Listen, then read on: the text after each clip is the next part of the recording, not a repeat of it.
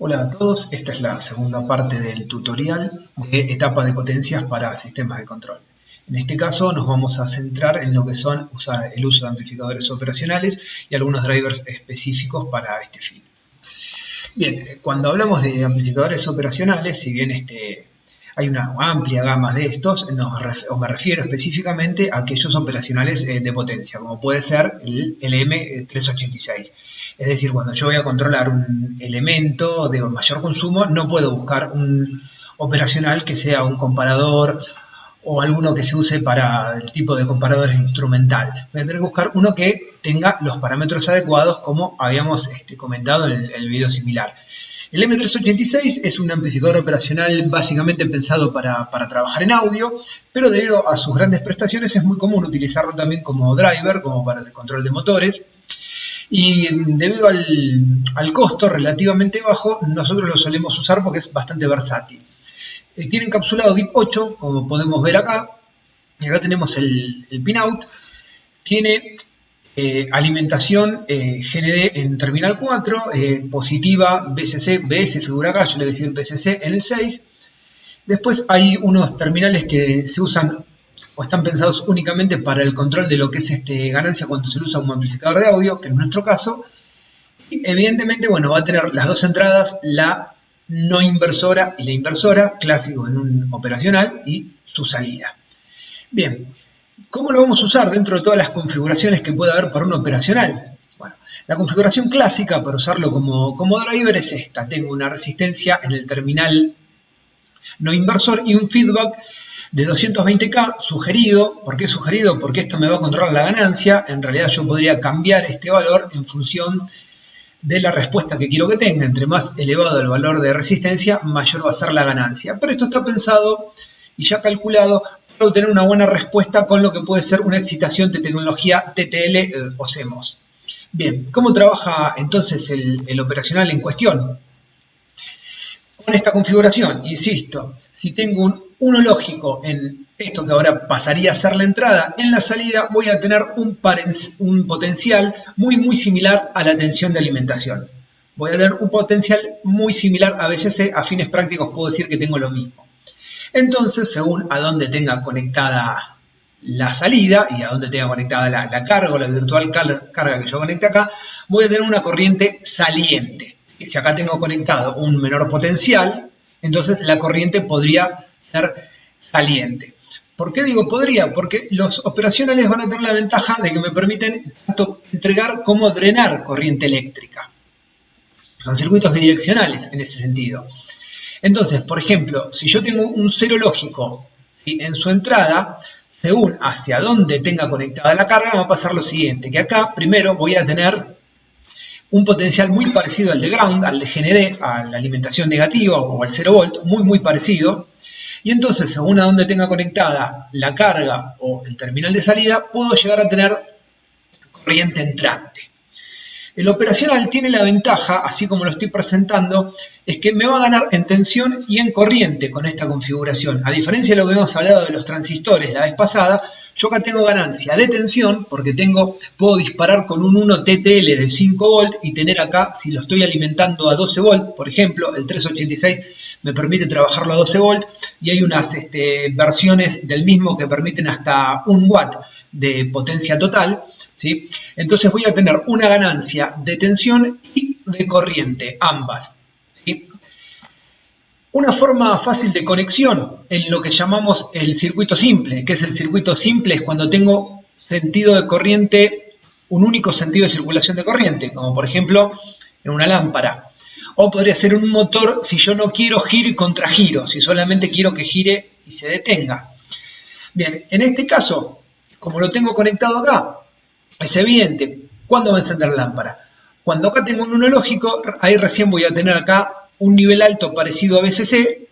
Como esto está conectado a masa, ahí tendría sentido de circulación de corriente y esta lámpara me encendería únicamente cuando acá tengo un nivel alto. Cuando tengo un 0 lógico, no habría sentido de circulación de corriente porque los dos potenciales serían el mismo. Ahora, el operacional, como dije antes, ya que me permite corriente saliente y entrante, me permite también recurrir a esto. Y en este caso, si yo tengo un 1 lógico, y acá tengo VCC, y acá también tengo VCC, la lámpara estaría apagada porque no existe sentido de circulación de corriente porque los potenciales son los mismos.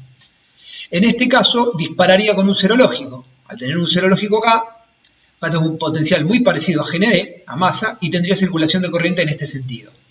Es decir, que yo puedo armar, según hacia dónde conecte este terminal de la carga, un circuito que me dispare con un 1 lógico, el accionamiento de lo que yo conecte acá, o que me lo dispare a través de un 0 lógico. En ese sentido es bastante versátil.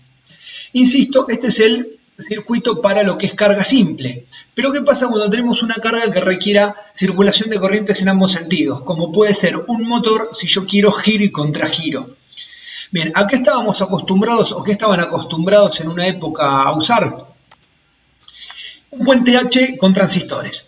¿Sí? Acá hay un puente H clásico con transistores Darlington. ¿Sí? ¿Por qué? Porque está pensado para un circuito que tenga que tener mucha ganancia de corriente.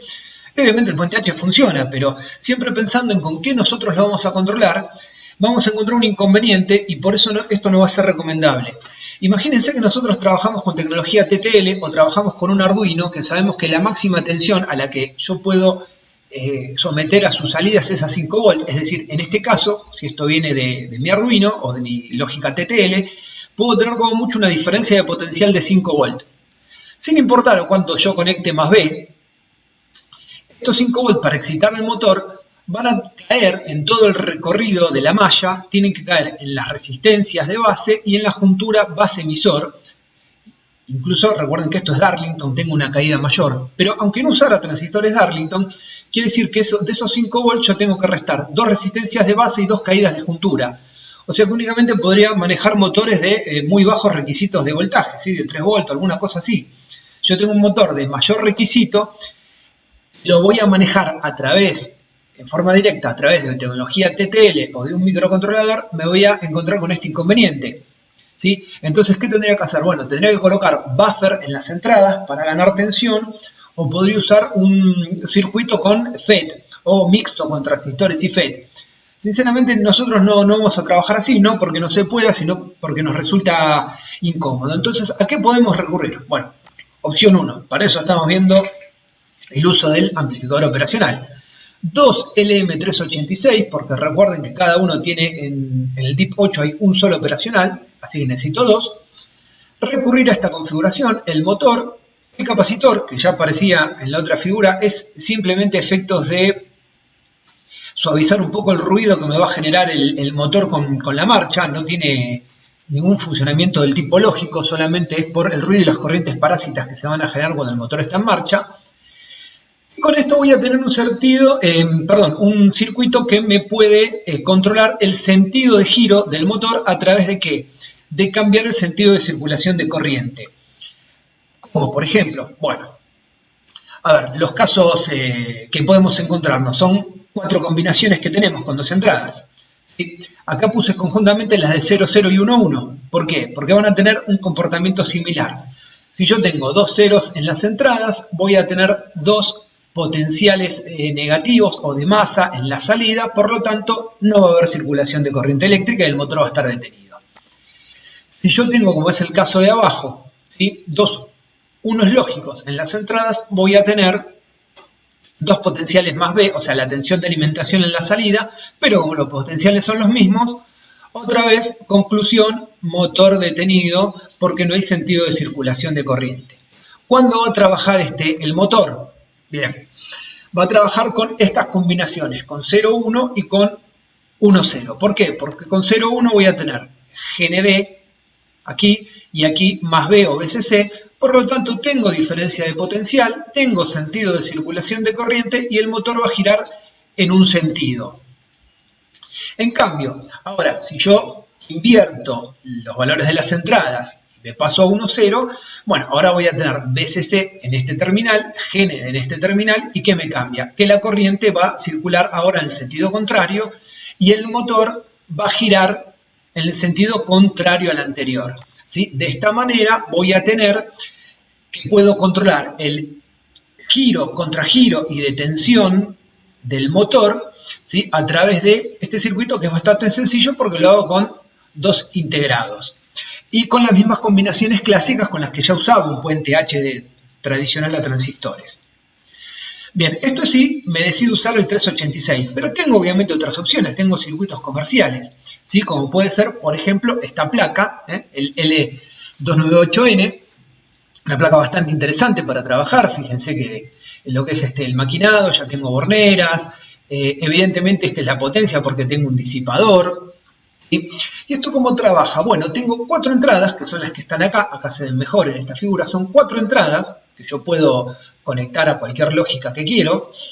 Tengo unas salidas llamadas par A y par B, que se corresponden con estas entradas, ¿sí? Cada una de estas se corresponde con estas que están acá.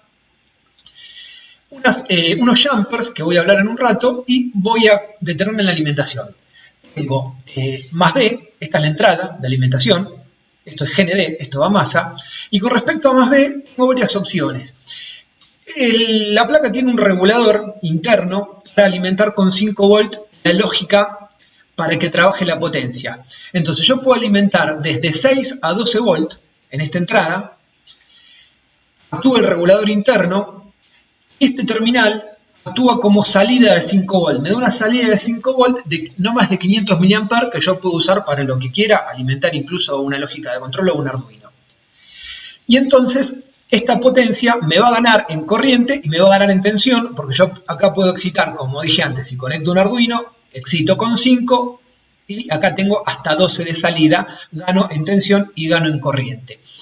Ahora bien, si yo necesito trabajar con algunos motores o con algunos dispositivos de mayor consumo de tensión, bueno, tengo una opción que es levantar este jumper, donde se inhabilita el regulador interno, y acá puedo inyectar hasta 35 volts. Sí, escucharon bien, 35. Pero se queda sin tensión la lógica para trabajar. Entonces necesito en este terminal inyectar desde una fuente externa 5 volts para abastecer a la lógica que pueda trabajar. Entonces, repetimos, trabajo de 6 a 12 volts, si yo quiero tener una salida mayor a 5, ¿sí? Para que trabaje el regulador, del 6 a 12, y acá tengo una salida de 5 volts para usar, o levanto este jumper, ¿sí? Quito este jumper y puedo inyectar hasta 35 volts, pero necesito inyectar 5 para que esto trabaje. Bien, ¿qué son los otros jumpers? Estos jumpers en realidad tienen varias funciones. Yo ahora me voy a referir a una sola, que es la de habilitación. Por eso acá aparece como por enable. Si yo quito estos jumpers, lo que yo conecte acá no va a llegar a las entradas, o sea, los datos lógicos no van a llegar a las entradas de la potencia, entonces voy a tener inhabilitada la salida. No importa lo que yo envíe, estas van a estar siempre en nivel bajo. ¿Sí? Bien. Entonces, ¿qué conexiones me permite esto? Bueno, evidentemente, acá dibujé el Arduino. Recordemos siempre cuando usamos fuentes distintas, acá el Arduino podría estar alimentado desde esta vía, desde el USB. Siempre tenemos que compartir las masas, importantísimo, fuentes de tensión distintas, comparto las masas, nunca uno los positivos, va a ser un cortocircuito, siempre comparto las masas. Y de esta forma yo podría controlar un motor, ¿sí? Para que realice giro, contragiro y parada. ¿De qué forma? Como ya vimos antes, con 0,0 o con 1,1 logro la detención, con 1,0 o 0,1 hago marcha o contramarcha. La ventaja de esta placa es que me permite controlar, si yo quisiera, 2 motores a la vez. Acá no dibujé los terminales de entrada porque no me importa para la referencia. Lo que quiero señalar es que puedo usar 2 motores a la vez con esta placa. ¿Por qué? Porque me permite trabajar hasta 2 amperes por salida, ¿sí? Puedo manejar hasta 2 amperes de un lado y del otro sin exceder los 25 watts de potencia total. Pero fíjense que es un parámetro de trabajo bastante alto, bastante elevado. También podría conectar, si quiero, cargas simples en las salidas, pero bueno, básicamente esto está pensado para trabajar con las cargas dobles, ¿no? Para poder trabajarlo como puente H.